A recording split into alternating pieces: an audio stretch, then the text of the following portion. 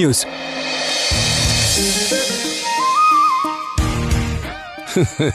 ಆ good news ಏನ್ ನಾನೇ ಹೇಳ್ತೀನಪ್ಪ.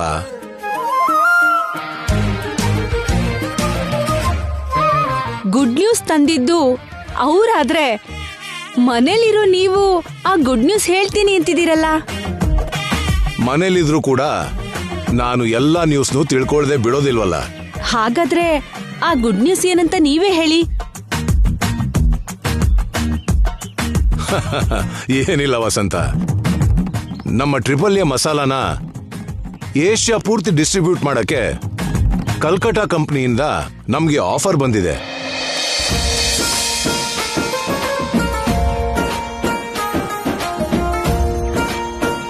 ಅಷ್ಟೇ ಅಲ್ವಾ?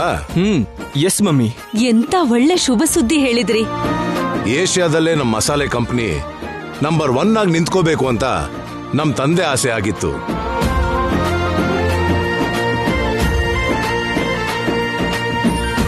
ಅವ್ರ ಮಗ ಆಗಿ ನಾನು ಅವ್ರ ಆಸೆ ತೀರಿಸದೆ ಹೋದ್ರು ನನ್ ಮಕ್ಳೆಲ್ರು ಆ ಆಸೆಯನ್ನು ತೀರಿಸ್ತಿರೋದು ನನಗೆ ತುಂಬಾ ತುಂಬಾ ಸಂತೋಷ ಆಗ್ತಿದೆ.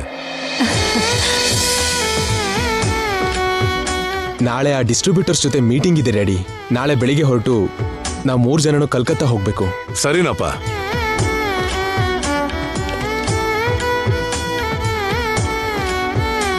ಶುಭ ಸುದ್ದಿ, ಹೋಗ್ ಬನ್ನಿ, ಎಲ್ಲ ಒಳ್ಳೇದೇ ಆಗತ್ತೆ. ಅವ್ರ ಜೊತೆ ಡೀಲ್ ಮಾತಾಡ್ಕೊಂಡು ಎಲ್ಲ ಓಕೆ ಆಯ್ತು ಅಂದ್ರೆ ಅಗ್ರಿಮೆಂಟ್ ಕೂಡ ಮಾಡ್ಕೊಂಡೇ ಬರ್ತೀವಿ. ಎಲ್ಲ ಓಕೆ ಆಗತ್ತೆ ಕಂದ. ನೀವ್ ಹೋಗೋದು ಓಕೆ ಆಗದೆ ಇರತ್ತಾ? ಹಾಗಾದ್ರೆ ಅಖಿಲ ಒಬ್ನೇ ಹೋದ್ರೆ ಸಾಕಾಗುತ್ತಲ್ವಾ ಅತ್ತೆ? ಅರುಣ್ ಮತ್ತೆ ಭಾವ ಇಲ್ಲೇ ಇರ್ಬೋದಲ್ಲ. ಆಗಲ್ಲ ಐಶ್ವರ್ಯ, ನಾವು 3 ಹೋಗ್ಬೇಕು. ಹೌದು ಐಶ್ವರ್ಯ, ನಾವು 3 ಜನ ಹೋದ್ರೇನೆ ಆ ಕೆಲಸ ಆಗೋದು. ಆ ಮೀಟಿಂಗ್ ಅಲ್ಲಿ ಆಗಾಗ ಕೆಲವು ನಿರ್ಧಾರ ತಗೋಬೇಕಾಗತ್ತೆ.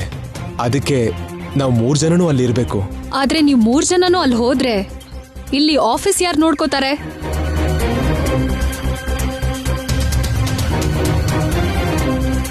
ಇಲ್ಲಿ ಕೆಲಸ ಎಲ್ಲ ಮ್ಯಾನೇಜರ್ಗೆ ಹೇಳಿದೀನಿ ಬಿಡು.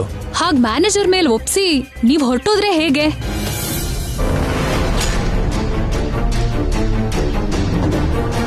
ನೀವು ಕೂಡ ಇಲ್ಲಿ ಇಲ್ದೆ ಹೋದ್ರೆ ಏನಾದ್ರೂ ಅಗತ್ಯ ಇದ್ರೆ ಮಾವನೇ ಆಫೀಸ್ಗೆ ಹೋಗ್ಬೇಕಾಗತ್ತೆ.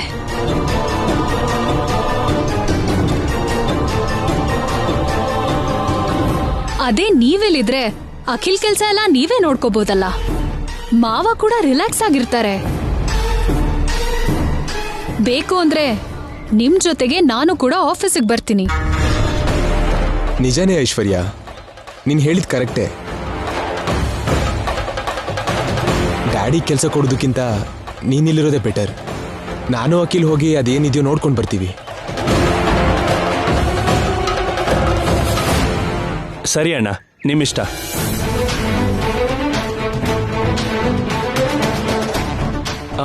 ಶ್ಯಾಮ, ನನ್ನ ಲಗೇಜ್ ಪ್ಯಾಕ್ ಮಾಡ್ತೀಯಾ? ಮಾಡ್ತೀನಿ. ವೈದೇಹಿ, ನೀನು ರೆಡಿ ಮಾಡು. ಓಕೆ ರೀ. ನೀನ್ ರೆಡಿ ಮಾಡೋದು ಬೇಡ, ನನ್ನೇ ತಡೆದ್ಬಿಟ್ಟಿಯಲ್ಲ.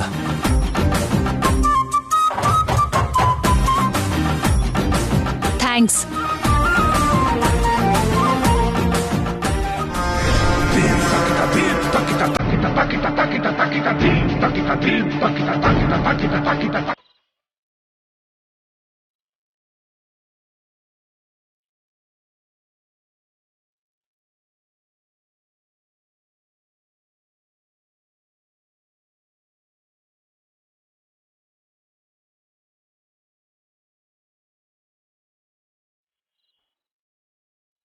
ಶ್ಯಾಮ,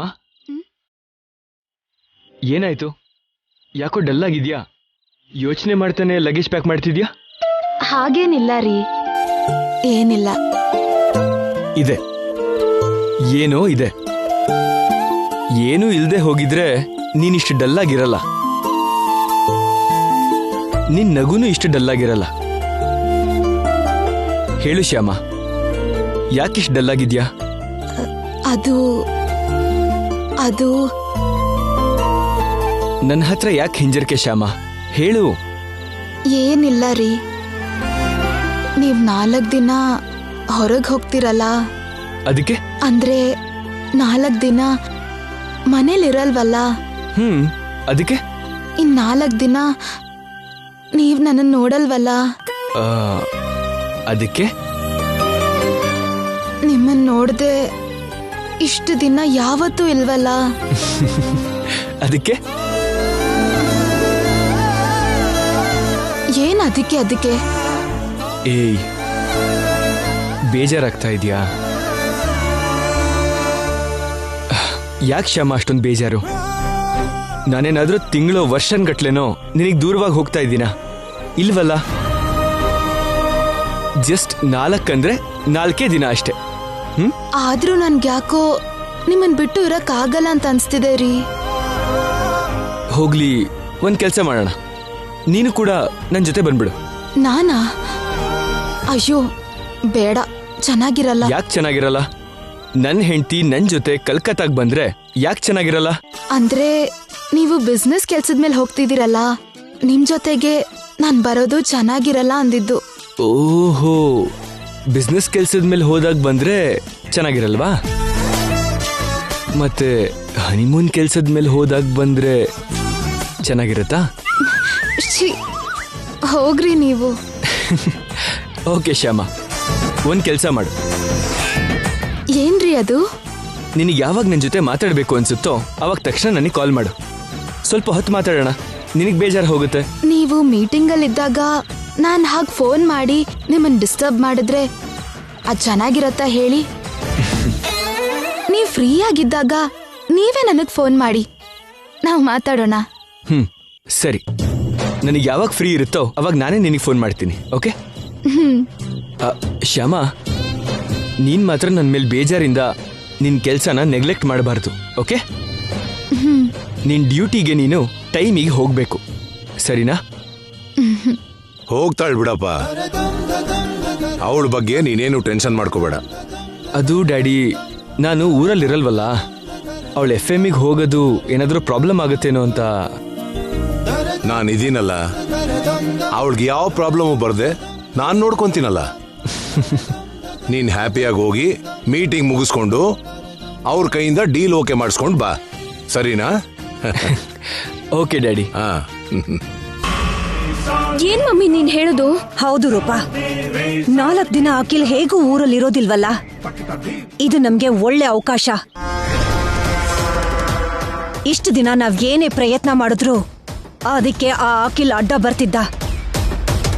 ಅಖಿಲ್ ಜೊತೆಗಿದ್ದಾನೆ ಅನ್ನೋ ಕಾರಣಕ್ಕೆ ಶ್ಯಾಮನು ಕೊಬ್ಬಿಂದ ಮೆರಿತಿದ್ಲು.